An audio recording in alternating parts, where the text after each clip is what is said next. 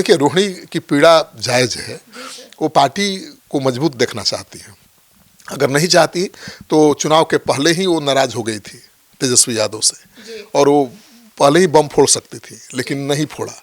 बर्दाश्त करती रही कि पार्टी को कहीं उनके बयान के कारण नुकसान न हो। जब पार्टी चुनाव का नतीजा आ गया, पार्टी हार गई, तब उन्होंने सवाल जवाब किया और उनको अपमानित होकर घर से निकाल दिया गया। पनोरमा ग्रुप, जो सोचता है वो करता है। आपके अपने सपनों का आशियाना। तेजस्वी यादव के अध्यक्ष बनने पर आज हो सकता है अहम फैसला। पटना में आरजेडी की राष्ट्रीय कार्यकारिणी की बैठक, देश के 27 राज्यों के प्रदेश अध्यक्ष रहेंगे शामिल। नमस्कार, आप देख रहे हैं सिटी पोस्ट लाइव, मैं हूं सृष्टि राज। राष्ट्रीय जनता दल की राष्ट्रीय कार्यकारिणी की बैठक आज 25 जनवरी को पटना के होटल मौर्य में सुबह 11:30 बजे से शुरू हो गई है। यह बैठक इसलिए खास मानी जा रही है क्योंकि बिहार विधानसभा चुनाव में मिली करारी हार के बाद यह पार्टी की पहली बड़ी राजनीतिक बैठक है जिसमें भविष्य की दिशा तय की जा सकती है। पार्टी सूत्रों के मुताबिक इस बैठक में तेजस्वी यादव को राष्ट्रीय कार्यकारिणी अध्यक्ष बनाए जाने पर अहम फैसला भी लिया जा सकता है। लालू प्रसाद यादव की बढ़ती उम्र और स्वास्थ्य संबंधित परेशानियों को देखते हुए संगठन की कमान युवा नेतृत्व को सौंपने की तैयारी मानी जा रही है। हालांकि अभी तक इसकी औपचारिक घोषणा नहीं हुई है, पर आइए इस पूरे मुद्दे पर विस्तार से जानने के लिए हमारे साथ मौजूद हैं राष्ट्रीय कार्यकारिणी की बैठक की तैयारी कैसी चल रही है, इसके ऊपर बताएंगे श्रीकांत प्रत्युष सर, क्या हो रहा है? देखिए, आरजेडी की राष्ट्रीय कार्यकारिणी की बैठक शुरू हो चुकी है और बैठक में देश के 27 राज्यों के प्रदेश अध्यक्ष भाग लेने के लिए पटना पहुंचे हुए हैं। इनके अलावा राष्ट्रीय कार्यकारिणी के सदस्य इसमें हिस्सा ले रहे हैं। इसमें 200 से अधिक डेलीगेट्स भाग ले रहे हैं और बाहर से आए नेताओं को होटल मौर्या में ही ठहरने की व्यवस्था की गई है। तो कल ही सब पहुंच गए थे, आज बैठक भी शुरू हो गई है। बैठक में पूर्व सीएम लालू प्रसाद यादव, राबड़ी देवी, पूर्व डिप्टी सीएम तेजस्वी यादव, सांसद मनोज झा, संजय यादव के अलावा आरजेडी के तमाम बड़े नेता शामिल हैं। सर, तो तेजस्वी यादव तो पहले से अहम फैसले ले रहे थे, फिर ये बैठक? अब देखिए, तेजस्वी यादव तो राष्ट्रीय अध्यक्ष है नहीं, लालू जी हैं, तो फैसले तो ले सकते थे लेकिन औपचारिक ऐलान नहीं कर सकते थे। उसका ऐलान तो लालू जी ही करते थे ना।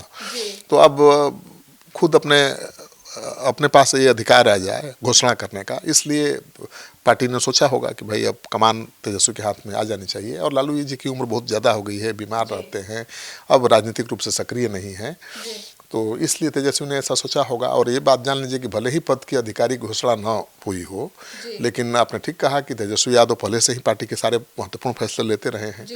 संगठनात्मक मामलों से लेकर राजनीतिक रणनीति तक उनकी भूमिका लगातार मजबूत होती जा रही है। पार्टी के भीतर भी उन्हें भविष्य के नेता के तौर पर देखा जा रहा है और सूत्रों का कहना है कि विधानसभा चुनाव में पार्टी के खिलाफ काम करने वाले नेताओं पर कार्रवाई को लेकर भी बैठक में गंभीर चर्चा हो सकती है और कार्यकारिणी की बैठक में इस मुद्दे पर ठोस और सख्त निर्णय लिए जाने की संभावना भी जताई जा रही है। तो तेजस्वी यादव ये दिखाना चाहते हैं कि अब पूरी पार्टी उनके हाथ में है, सारे फैसले वही लेंगे। लेते तो पहले भी थे लेकिन अब औपचारिक रूप से लेंगे, उसका ऐलान भी करेंगे। सर, तो तेजस्वी यादव पार्टी में बड़ी फेरबदल की तैयारी भी कर चुके हैं। हाँ, बैठक में आरजेडी संगठन को नए सिरे से मजबूत करने और उसमें व्यापक फेरबदल पर विचार चल रहा है और बदलते राजनीतिक हालात में पार्टी खुद को अधिक सक्रिय, अधिक आधुनिक और जमीनी स्तर पर मजबूत करने की रणनीति पर काम कर रही है। चुनाव के दौरान पार्टी के खिलाफ काम करने वाले नेताओं के खिलाफ कार्रवाई पर भी विचार होने वाला है और कई नेताओं के खिलाफ बड़ी कार्रवाई हो सकती है। आप देख रहे हैं कि तेजस्वी यादव जब से आए हैं विदेश यात्रा से लौटकर वो एक्शन में है।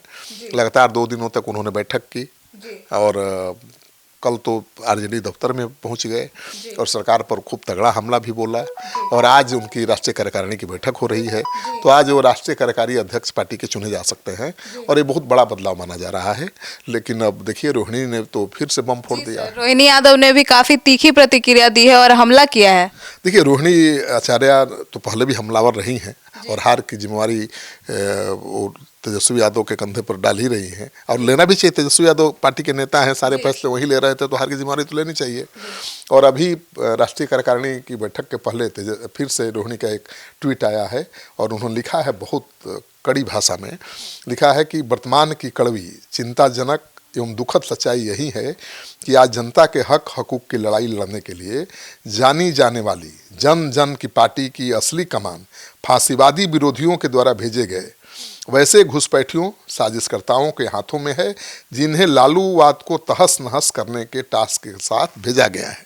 सोचिए, मतलब वो संजय यादव, रमीज सबको बता रही है फांसीवादी ताकतों के साजिशकर्ता। काफी तीखे शब्द हैं। बिल्कुल। अब लिखी है, आगे लिखती हैं कि कब्जा जमाए बैठे ऐसे लोग अपने गंदे मकसद में काफ़ी हद तक सफल होते दिखाई दे रहे हैं।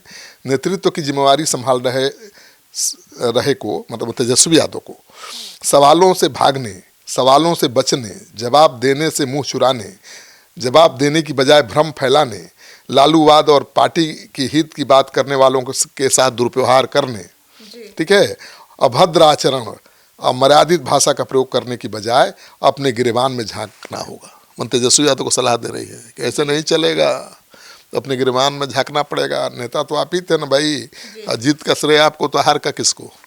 तो बहुत कड़ी भाषा में उन्होंने लिखा है, और उन्होंने लिखा है कि अगर वो चुप्पी साधता है, मतलब तेजस्वी अगर वो चुप्पी साधता है तो उस पर साजिश करने वाले गिरोह के साथ मिली भगत का दोष और आरोप खुद ही साबित होता है। बाप रे बाप, तो बम फोड़ दिया है रोहिणी ने। अब देखिए, रोहिणी की पीड़ा जायज़ है, वो पार्टी को मजबूत देखना चाहती है।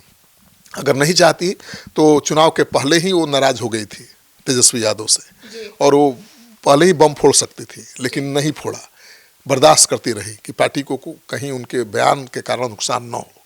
जब पार्टी चुनाव का नतीजा आ गया, पार्टी हार गई, तब उन्होंने सवाल जवाब किया और उनको अपमानित होकर घर से निकाल दिया गया। सर, तो बैठक से पहले ये ट्वीट के क्या मायने हैं? बड़ा ही मायने है कि वो कह रही हैं कि जो लालू यादव के लोग हैं, जो लालू यादव का सम्मान करते हैं, जिन्होंने लालू यादव के साथ संघर्ष किया है पार्टी को आगे बढ़ाने में, वो चुप नहीं बैठेंगे। मतलब रोहिणी चुप नहीं बैठेगी। तो सुना आपने, तो अब विदेश यात्रा से लौटने के बाद तेजस्वी यादव की पूरी तरह से सक्रिय हैं, और गुरुवार और शुक्रवार को उन्होंने पटना स्थित अपने आवास पर पार्टी नेताओं के साथ लगातार बैठक भी की थी। अब इनमें संगठन विस्तार, राज्य की राजनीति और प्रस्तावित बिहार दौरे को लेकर रणनीति भी बनाई गई थी। और आज 25 जनवरी को आज राष्ट्रीय जनता दल की कार्यकारिणी की बैठक है, और इससे पहले रोहिणी आचार्य का ये जो ट्वीट है, ये सियासी गलियारों में एक हलचल पैदा कर दी है। अब आपकी क्या राय है इस पूरे मामले पर? अपनी राय कमेंट सेक्शन में जरूर बताइएगा। धन्यवाद।